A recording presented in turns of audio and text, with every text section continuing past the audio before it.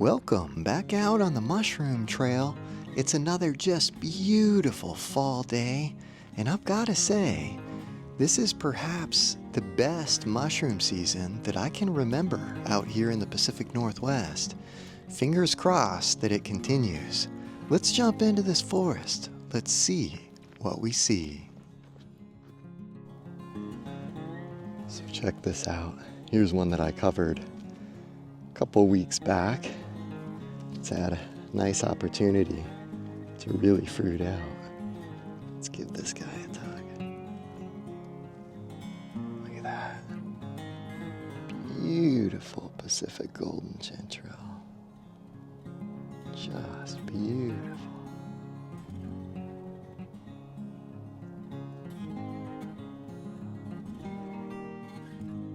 And as we've referenced in videos past, if you ever find a single Pacific golden chanterelle, or even a white chanterelle, or any other type for that matter, take a little time to look around, because boy, it's pretty unusual that I would ever find just one all by its lonesome. There's usually plenty others lurking underneath the mosses and the leaves. So remember to take a close look. I think I'm just going to harvest a few of these today, just enough for a meal, and I'll probably let the others just kind of do their thing out here. But boy, always a pleasure bumping into these guys out here. And just a quick review. So this, of course, is the Pacific golden chanterelle, Cantharellus formosus. And aside from the distinct color and wavy margin, this is, of course, going to have these decurrent vein-like gills running down the stipe. If we look underneath, too, we're going to see that the body of this is going to have that white color that's going to tear a little bit like string cheese. Definitely one of my favorites to encounter out here.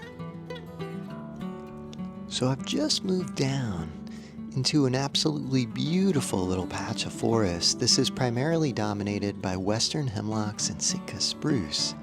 And I just wanted to pause to check in on this small mushroom down here. This is one that's commonly confused with the Pacific golden chanterelle. And you'll notice it's growing from wood. You may not be able to detect it under the moss.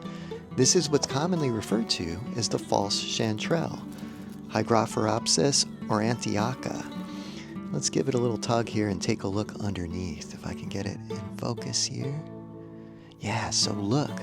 So it's got these forked decurrent gills that are kind of wrinkly. It's got a yellowish orangish cap, enrolled margin, and you can see how this is sometimes confused with the Pacific golden chanterelle because it's got those decurrent gills that are somewhat reminiscent of those vein-like ridges of the chanterelle. But you'll notice that these have sort of a crowded appearance, and they're forked and wrinkly.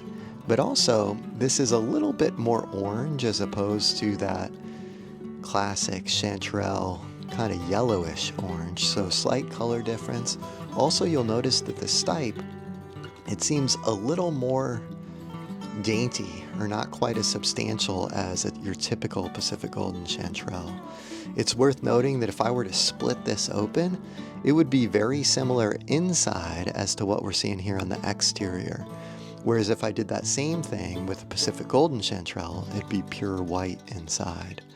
But again, you can see that enrolled margin. You might see a similar characteristic on a Pacific golden chanterelle, but this is very common with this particular species. So that's something to look for. And I'll add that, you know, as these grow out and get more mature or bigger, I feel like they look less and less similar because the gill structure looks quite a bit different.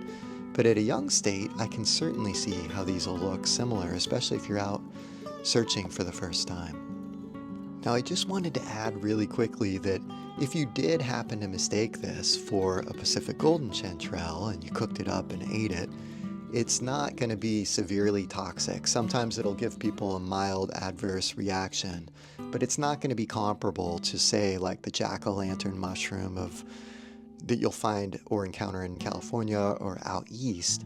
Luckily here in Washington, that one isn't known to occur. So, that's one more reason that the Pacific Golden Chanterelle is a great beginner mushroom, because there's not a huge risk associated with this one.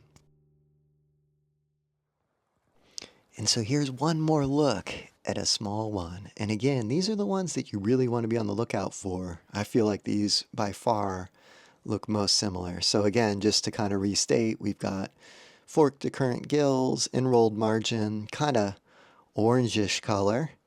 And yeah, but the overall stature, you can see it just doesn't have that same chanterelle look. So, but it can be subtle. So keep an eye peeled. And if you've been watching the channel a while, you recognize this guy. This is one of my favorites, the West Coast Reishi, Ganoderma oregonense. We've got spores up on the cap that look kind of like cocoa powder and a white poured surface underneath. On the same tree, look over here, we've got yet a different Ganoderma species. This one commonly referred to as the artist conch, Ganoderma applanatum. And we see on the surface too, we've also got spores up top, white pore surface underneath that's different than the reishi. Because this one, if I mark it with my nail, look how that leaves that mark. This is how that one gets a name. A lot of times people will perform works of art on the bottom pore surface of this one.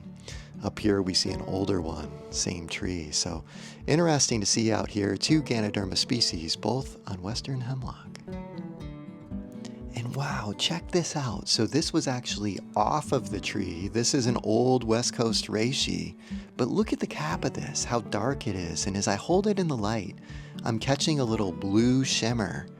There's legend of a famed blue reishi out here, and this may be a good example of one of those. It's a little more black than blue, but I'm going to continue to poke around and see if I can find another of these.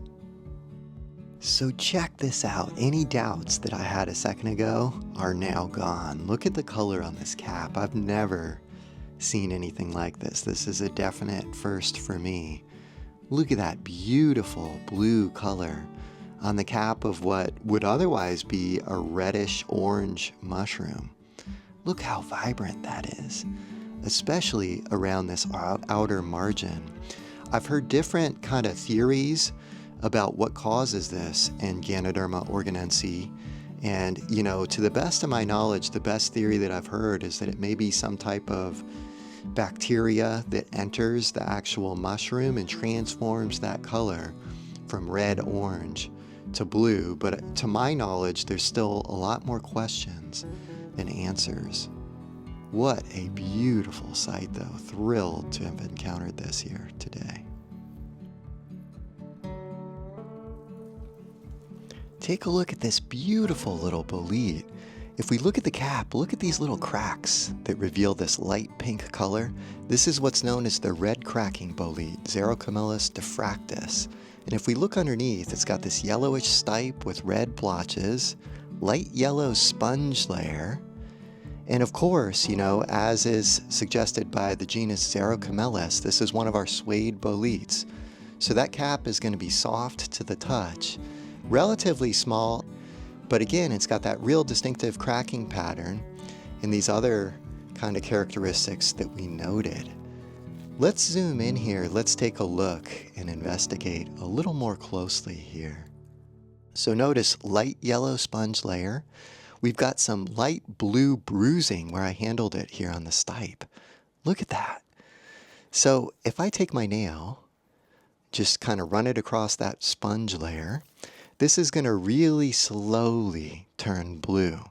So some of our other boletes, like we featured last week, we featured the dark bitter bolete. That was an instant blue stainer. This one is a little slower in that process, but it's got a similar characteristic, and you can see what it did there on the stipe just from when I pulled it up and handled it. Now, contrary to popular belief, not all boletes that stain blue are toxic. So this is actually one of our edible boletes that actually makes a pretty good meal if you can harvest enough of them.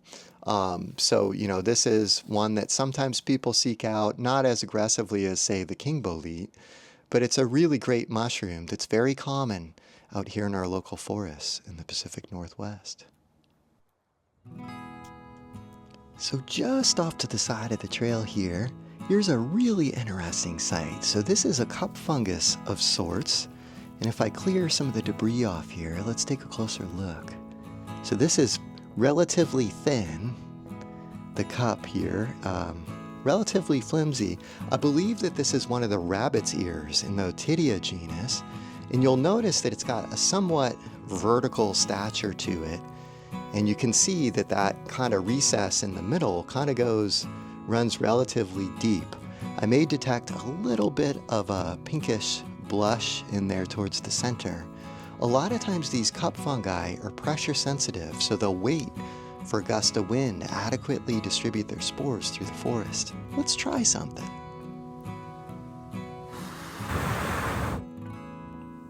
Wow, look at that. Better than I anticipated. Let's try one more time.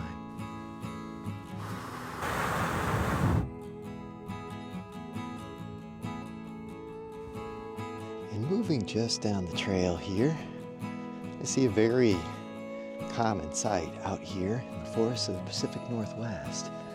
Check this out. So this is what's known as the short-stemmed Russula, Russula brevipes, and these are incredibly common out here.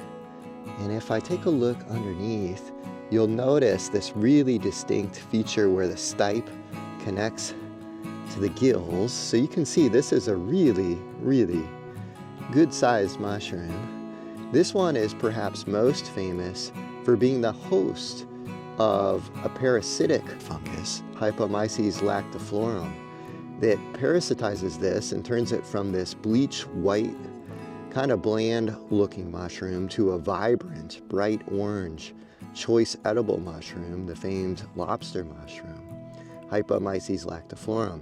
This one in particular is not often sought out for consumption to bring home to the table here in the West, but in Eastern Europe, this is sought out as an edible. A lot of times it'll be pickled or prepared in different ways and stored. So, but super common sight. This one is a pretty good size, but sometimes I see them at just incredible scale or proportion, sometimes the size of dinner plates. So depends on when this is coming up, but this is really typical where, you know, underneath it, you can see all this mycelium here in the duff layer. You'll also see spores kicking out from this, especially once it's parasitized by its host, or once it plays host to the Hypomyces lactiflorum. That'll kick off white spores that'll oftentimes cover the ground underneath this mushroom as well. So very common one. If you're out here in the Pacific Northwest, you've certainly encountered this one, or if you haven't, keep your eyes peeled and you certainly will encounter it in the days ahead. And you can see this distinctive kind of like funnel shape. So a lot of times water will pool up in here. And if you've ever hunted the lobster, you know that it has the same characteristic shape or feature. One thing that's interesting is when it's parasitized by Hypomyces lactiflorum, it actually takes over this whole entire gill structure and transforms the mushroom as a whole. So it's no longer capable of producing spores and spreading by that method. So just an interesting one to see, but if you know one, you kind of by default know the other, and you can see the crossover or the similarities between the two, but always fun to see. So again, that's the short-stemmed Russula, Russula brevipes, out here standing proud under the duff, but getting to a pretty reasonable size out here. So very cool to see. So check this little guy out, growing here on western hemlock. This is what's known as Pseudoinonotus dryadeus. This can look pretty similar to the noble Polypore, but what this one is kind of famous for are these beads of guttation. So these are the metabolites, kind of like the sweat of the mushroom, that as it grows, it'll kick those out. This is a really beautiful conch that is growing here, again on western hemlock, doing its thing. We can see an insect up there. One of the topics that I'm absolutely fascinated by is to ponder just kind of the questions about the roles that these metabolites, these beads of guttation, how those interplay with insects. My suspicion is that they're using a lot of the immune-enhancing bioactive compounds contained within the guttation to enhance their own immune system or their own defenses. So really beautiful, cool to see. Oftentimes I see this at a much bigger size. This one's just starting out, but just figured I'd pause and highlight this beauty. Really cool to see. And actually take a look at the back side of this western hemlock. I just took a little bit of a closer look. These are classic examples of those Pseudoinonotus, dryadeus. You can see underneath, this is a good view of that pore structure. So we're getting those elongated pores underneath. We've got substantial beads of guttation up on the cap. And you can see as I pan down here, let's take a look. I'm going to pull back some of the plants that are covering this up. Look at this though. This is crazy over here. Look at how we've got a trailing blackberry here, and it just absorbed that trailing blackberry. I'm trying to pull that away, and it's totally caught up in that mass. Isn't that something? Just wild, that kind of pattern of growth. Here we see a much more substantial one kicking out from the base of this guy. Isn't that beautiful? Look at those beads of guttation. Really stunning. So cool to see. And I've been absolutely thrilled to begin to see significant flushes of this guy. One of our favorite medicinal mushrooms. This, as I'm sure many of you recognize, is the famed turkey tail, Trametes versicolor. This is one of the most studied medicinal mushrooms on the planet. So the number of clinical trials that have been done on this are really significant. And of course, this is oftentimes used in conjunction with chemotherapy for a lot of cancer treatments. So notice in terms of ID on this one, we've got a felty kind of soft cap with banded colors. If you get the right angle on that, you can see that it's kind of slightly hairy. You can see a little bit of a sheen on that. We've got a white outer margin. The colors can vary quite significantly up on the cap. Underneath, notice that we've got this super finely pored white surface. That's real distinct. A lot of the lookalikes will not have those fine white pores. So those are things like Sterium hirsutum, which is the false turkey tail, and others like Trichaptum.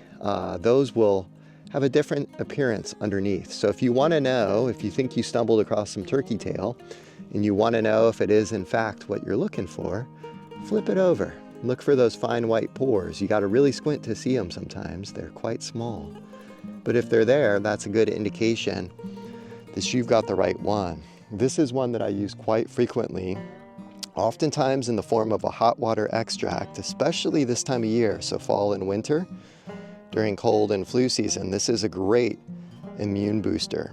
It also makes a great broth, so sometimes people add this to their soup stock or whatnot. Other times, I'll dry this out and then actually throw it in the pressure cooker, kind of get it into, hot water extract form, but take the leftover marc, the mushrooms that are left over, throw those in the Vitamix blender. Then that slurry goes into the dehydrator. Mix it all together and grind it into a powder that can be added to coffees, teas, soups, foods, what have you. So interesting one of my favorite mushrooms out here, one that I use very routinely, oftentimes along with the reishi. Those are my two kind of powerhouse medicinal mushrooms, but awesome to see this really starting to take root out here. So this flush that's kind of taking place right now, if I can get it into focus, this flush is just kind of beginning, and I'm seeing lots of things that are in this stage. So I'm probably not necessarily eager to harvest this right now, but you can bet that I'm taking note of where in the forest I'm seeing these little flushes. And throughout the fall and winter, I'll just kind of periodically do small harvests as need warrants. So very cool to see. Keep your eye out for this one. This is going to be growing on deciduous wood. This looks to be a red alder log that this is fruiting on. I often see it on maple. So big leaf maple logs and red alder seem to be the sweet spot out here in the Pacific Northwest. So keep your eyes peeled, see if you see this one. And if you do, mark it on a map or harvest a little bit, give it a try. Let me know what you think.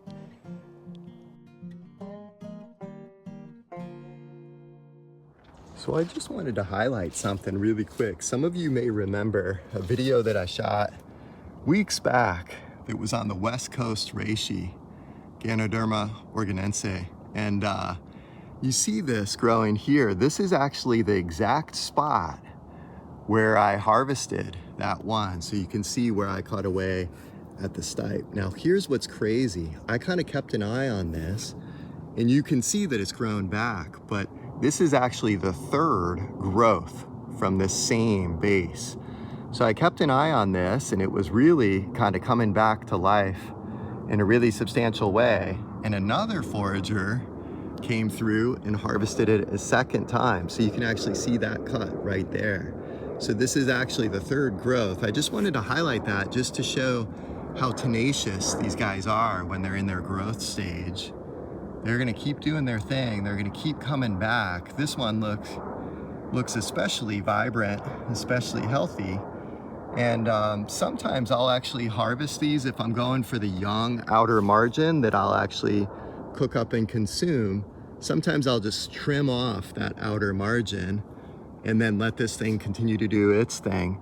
But it's cool to see that even when cut away at the base, when it's in that growth stage, it's gonna keep doing its thing. It's gonna be really tenacious and persistent. And you can see that this one is quite determined to grow into a substantial fruiting body. So we're gonna, of course, let it do its thing. No need to disturb it any further than we already have. But so good to see. It's cool just to know how determined this particular mushroom is to make its way in the world. And it's really displaying a lot of ability to make it out here and to spread and disseminate its spores throughout the forest. So very cool to see. One of my all-time favorites. If you haven't seen that video on the West Coast Reishi, I'd encourage you to check it out. I'll put a little link up here in the corner so you can click through if you haven't seen it yet. But probably my favorite mushroom out here in the forest. So always a pleasure bumping into this one. I'll continue to keep an eye on this particular fruiting, because I'm just fascinated by how capable this guy has been. So very cool to see. So all throughout this mossy patch of forest, I'm seeing all kinds of russulas. Shrimp russulas, short-stemmed russulas, amanitas, a little bit of everything. And it's easy to get into that phase where, you see so much of one particular genus or something that suddenly everything that's breaking through the moss, you're just assuming is a Russula or some other thing. That's kind of the trap that I fell into when I first saw these, because I saw a flash of white, which is common with a lot of the Russulas. You kind of see the underside. And check this out. So what caught my eye on this one is this wavy kind of outer margin. So let's actually clean this off. Let's give it a little tug and take a look. Look at that beautiful white chanterelle, Cantharellus subalbidus. This is really, really out in force this year. It's just incredible. And we see, as I've referenced in videos past, if you ever find one of these, you're gonna find a lot more of them. And these are looking particularly vibrant out here, very fresh fruiting of the white chanterelle. And boy, as I start to look around this area too, I'm seeing all kinds of shrumps and other kind of suspect little spots. In fact, look right back here. Here's another big flag. So I'm gonna have to be kind of somewhat careful of where I'm stepping out here. And I'll go ahead and make the rounds and just kind of see what all I can discover in the way of these beauties. But really awesome to see. So right nearby, I've been harvesting Pacific golden chanterelles, Cantharellus formosus. So again, these guys, oftentimes you'll find them side by side. So don't get too kind of hooked or locked into that golden color. Remember to be looking for that white flower as well. And always pause to investigate, because you never know what you're going to find out here. And wow, take a look at this Douglas fir snag. It's just absolutely covered in a fungus. Let's zoom in and take a closer look. Wow. So I suspect that this is in the Flebia genus, possibly Flebia radiata, maybe some undescribed species or just one that I'm not as familiar with. But boy, let's take a closer look. My goodness. Little worlds wrapped up in each of these little cavities. Really interesting. So we see this deep orange color out towards the margin, and then lighter kind of gray color on what look to be almost elongated pores. I know that a lot of these different Flebia species can take on a lot of different looks and forms. So if you recognize this and you think you know what it is, let me know in the comments. I'd be curious to hear from you. And take a look just down here. Boy, pretty good sized fruiting body. I wonder if this is what I think it may be. Let's get a closer look here. Wow, pretty good size. Huh, firm to the touch. Let's give it a tug here and see what we see. Yeah, sure enough. So this is another white chanterelle, Cantharellus subalbidus. We see how that cap has a little bit of that golden hue or staining to it, but underneath we see this really distinctive ivory color, and of course these vein-like decurrent ridges moving down the stipe. Isn't that beautiful? Boy, I feel like I could just stare at the underside of this all day. Quite the work of art here, these vein-like ridges that are so characteristic of the Cantharellus genus. Just beautiful to look at. Moving just up the trail here, boy, we've got an absolutely beautiful look at a really cool mushroom. It's really looking especially stunning today. This is what's commonly referred to as the dyer's polypore, Phaeolus schweinetzii. And this, boy, just look at this guy in all its splendor. So you can see this is a polypore. We've talked about this one a lot on the channel. So this is, you know, a favorite amongst dyers of natural fabrics. So that your silks and your wools, things like that. You can get quite a range of colors out of this one. And boy, you can see that its coloration right now, this is a young one. So it's really demonstrating a lot of very cool lighter shades of yellow and orange and lighter at the margin. Just a real beauty. This particular one is growing at the base of a very old growth Douglas fir. And as mentioned in recent videos, this is a sure sign that the tree that it's working with, it's actually working away at the root system of this. So sometimes it's referred to as butt rot, but this tree is probably, very likely, not long of this world. So, you know, I've referenced that in videos past that I'm always eager and excited to kind of say hi to this one, because it's one that I love seeing out here. Adds a lot to the forest, and it's just got an interesting little personality all of its own.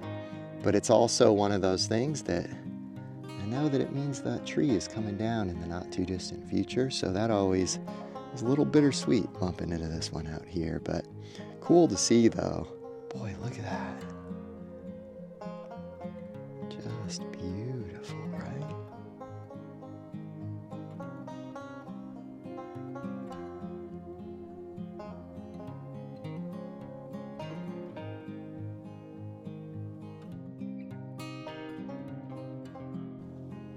And all along the trail here, I'm bumping into tons of these little white mushrooms, just barely peeking out through the duff.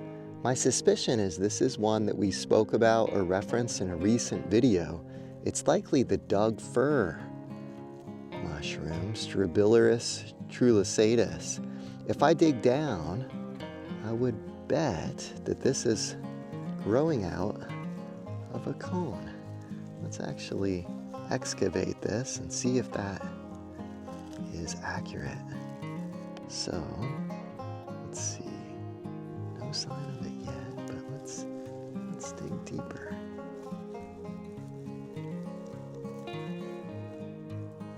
All right, sure enough, here we go. So here's the cone that this is fruiting out of. So oftentimes referred to as the Doug fir cone mushroom. This is Strobilurus trulicatus. You can see some little pins coming out of the top end of that cone. You can see it's developing a little bit of a yellowish color on the stipe there. We've got nice, widely spaced gills. Beautiful little mushroom that's really popping up in abundance right now. This is oftentimes one of those harbingers of the mushroom season, of the fall season. It'll oftentimes hit after those initial rains. And I'm sure that there's a lot more of these to come. Cool to see.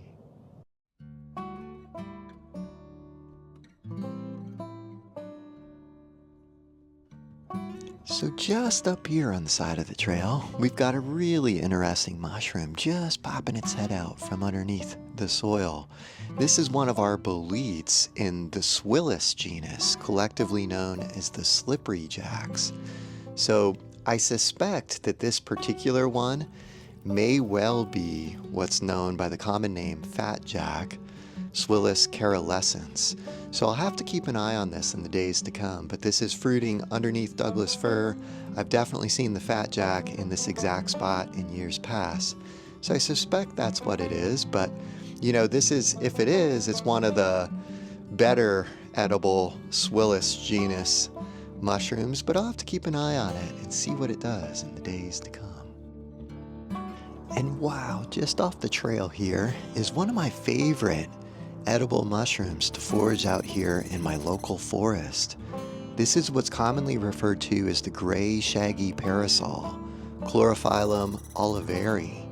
And we featured this in videos past. This is, you know, one that fruits oftentimes in abundance out here in fall and winter. You know, it'll pop up from the forest stuff. Boy, look at that mycelium at the base of that. But it'll pop up in forest litter. I see it especially often under cedars. Notice how, so I just scratched this with my thumb. It's going to very quickly turn an orange color. This is a really important field mark for this particular one. There's several different mushrooms in that Chlorophyllum genus, as well as some others that can look somewhat similar, but we've got this shaggy cap. Notice that the partial veil is still fully intact right now. But if I pull this down, get a peek underneath. So notice in there we've got free white gills. And this ring that I'm pulling down off of this, when the cap opens naturally, you can slide this up and down the stipe, similar to the way you would slide a ring on a parasol or small umbrella. So this is an excellent edible mushroom. Now it's worth noting that some people are allergic to this. So kind of a sad but true fact about this one. Most people do fine with it, but others don't. Wow, this is a really unusual sight. So check this out. This is cool. So I wouldn't recommend harvesting these at this size because a lot of amanitas and different mushrooms that are toxic can look somewhat similar to this at its very youngest state. See how it's even got this bulbous base and mycelium coming off of it? One way that we can test this, give me a sec. So notice I just went ahead and I cut this small mushroom open just to kind of prove my point that this is in fact the Shaggy Parasol. Notice how it turned orange, and you can see next to these other ones, it looks pretty darn similar. So again, I wouldn't recommend, and I don't personally harvest them at the smallest state, but I just wanted to point out that that's indeed what this actually is. But probably not a beginner's mushroom. And another good thing to know about this one is it does accumulate heavy metals. So you want to make sure if you are foraging for this one, be mindful about where you're doing your mushroom hunting. So I thought today I'd leave you with a light show of sorts. So check this out. We've got a yellowish mushroom that's fruiting out from dead or decaying wood. This is what's commonly referred to as the sulfur tuft, Hypholoma fasciculare. Now this is very closely related to a great edible mushroom, Hypholoma capnoides, but this is not that mushroom. This is actually a toxic mushroom. That sometimes the way people will differentiate these, if you have a UV flashlight handy, this one that I have with me today is a 365 nanometer light, and check this out. So this is going to glow just this incredible green, almost eerie looking, glowing green. I mean, this really lights up in a way that is tough to capture on film, to be honest, because it's almost glowing. And if you look underneath here, it looks like we've got an insect of sorts as well, who's fluorescing a purplish color. So quite the show that we're getting here. But anyhow, this can be a really good way to differentiate these mushrooms, and aside from that, it's just really fun to see anything that's going to fluoresce or kind of show off like this in nature. It's incredible to observe. And you know, a little backstory on that real quick. So if you remember studying chemistry in high school or college or otherwise, all of the atoms that make things up contain electrons. And the electrons that are contained in some of the compounds that are found in this particular mushroom, when hit with UV light, will reach these excited states. So they jump to different orbitals. So they go further out from the nucleus. And as those electrons come back down to a resting state, they emit or give off these photons of light that we see as fluorescence. So that's kind of what we're observing here. I always get a kick out of that. I tend to carry around just a small little pocket-sized UV light for just this purpose. And it's always interesting to pull that out and see what we see out here. But anyhow, hope you enjoyed this episode of Mushroom Trail. And remember, if you're liking these videos, hit the like button, subscribe, stay tuned. And until next time, happy trails.